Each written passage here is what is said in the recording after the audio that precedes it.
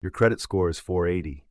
You have been denied for an apartment, denied for a car loan, denied for a credit card, and every single time, that cold three-digit number is the reason why. But here's what nobody tells you. Your credit score is not your destiny. It is a system, and systems can be worked. Most people check their credit score the same way they check the weather, occasionally, anxiously, and with zero understanding of what actually drives it. Let us fix that right now. Your FICO score, the number most lenders use, runs from 300 to 850. It is calculated from 5 factors, and if you do not understand these 5 factors, you cannot repair your credit strategically. Payment history makes up 35%, the single biggest piece of the pie. Missed payments, and your score craters. Pay on time, every time, and you build trust with the system. Credit utilization is next, at 30%. This is the ratio of how much credit you're using versus how much you have available. If your limit is $1,000 and your balance is $800, you are at 80% utilization. Lenders hate that number. The sweet spot is below 30%. Below 10% is even better. Length of credit history accounts for 15%. The longer your accounts have been open and in good standing, the better. This is why you should think twice before closing old credit cards you no longer use. Credit mix is 10%. Having a blend of revolving credit, like credit cards, and installment loans, like auto or student loans, signals that you can manage different types of financial responsibility. And finally, new credit inquiries make up the last 10%. Every time you apply for new credit, your score dips slightly. Do not apply for 5 credit cards in 1 month trying to fix your situation. It backfires every time. So how does someone end up with a 480 credit score? It rarely happens all at once. More often, it is a slow cascade of real-life circumstances: a job loss, a medical emergency, a divorce, a predatory loan with a 29% interest rate you did not fully understand when you signed on the dotted line. Medical debt is one of the biggest culprits in this country. Nearly 40% of Americans carry some form of medical debt.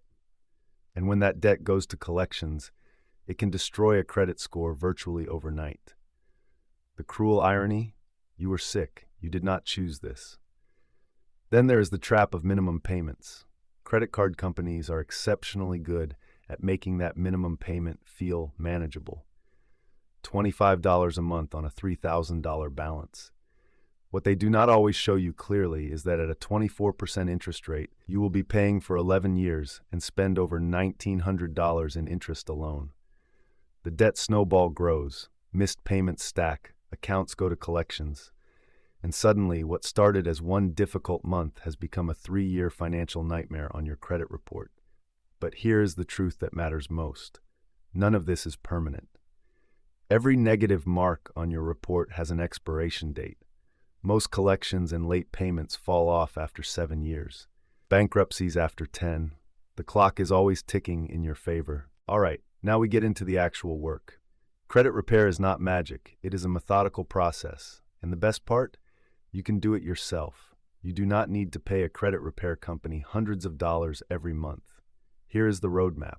Step 1.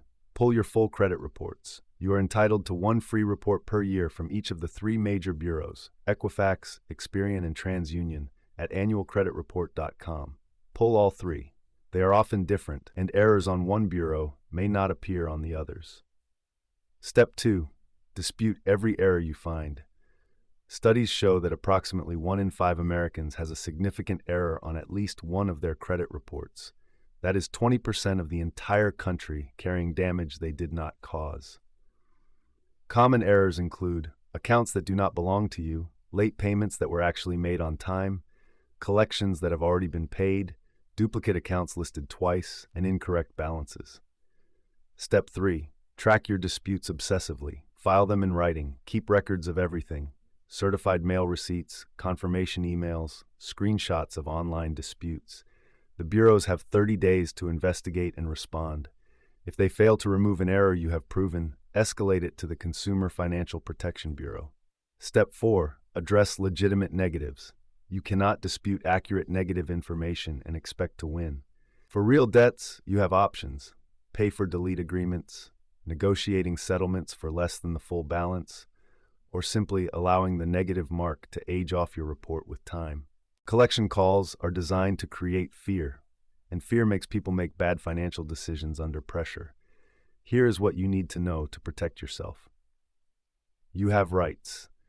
The Fair Debt Collection Practices Act, the FDCPA, is federal law, and it is there to protect you. Debt collectors cannot call you before 8 in the morning or after 9 at night. They cannot threaten you with arrest. They cannot use abusive or obscene language. Any violation of the FDCPA can be grounds for a lawsuit against the collector.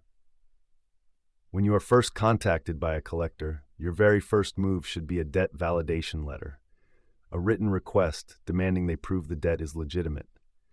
You have 30 days after first contact to send this. The collector must demonstrate that the debt is real, that the amount is correct, and that they have the legal right to collect it. Many cannot. If a debt is beyond your state's statute of limitations, typically 3 to 10 years depending on your state, the collector cannot sue you to collect it. But be very careful. Paying even $1 on a time-barred debt can reset that clock entirely. For any debt you decide to pay or settle, negotiate a pay-for-delete agreement in writing before sending a single cent. Get it confirmed in email or a signed letter. Without written confirmation, it did not happen. While you are disputing old damage and dealing with collectors, you need to simultaneously build new positive credit history. Here are the 3 most powerful tools. First, secured credit cards. You deposit a set amount, usually $200 to $500, and that becomes your credit limit. Use the card for small, regular purchases. Pay the balance in full every single month. In 6 to 12 months, you will see measurable improvement in your score. Second, credit builder loans. Many credit unions and community banks offer these specifically for rebuilding credit. You make monthly payments into a savings account, and at the end of the loan term, you receive the total. The payment history gets reported to all 3 bureaus and builds your score steadily. Third, becoming an authorized user on a trusted family member or friend's credit card account. Their positive history transfers to your report. This can boost your score quickly, sometimes within 30 days. Combine all 3 strategies with consistent, disciplined behavior. On-time payments, low balances, and no unnecessary hard inquiries, and month by month, your score climbs. Credit repair is not a quick fix. It is a commitment to understanding a system that was not designed to favor the average person. But when you know the rules, you can use them to your advantage. A year from now, you could have a 680 score. 2 years from now, 740 or higher. With discipline, with knowledge, with the right moves, you can get there. This channel exists to give you that knowledge every single week. If this video helped you today, please subscribe right now and hit the notification bell. New episodes every week. Your financial comeback starts today.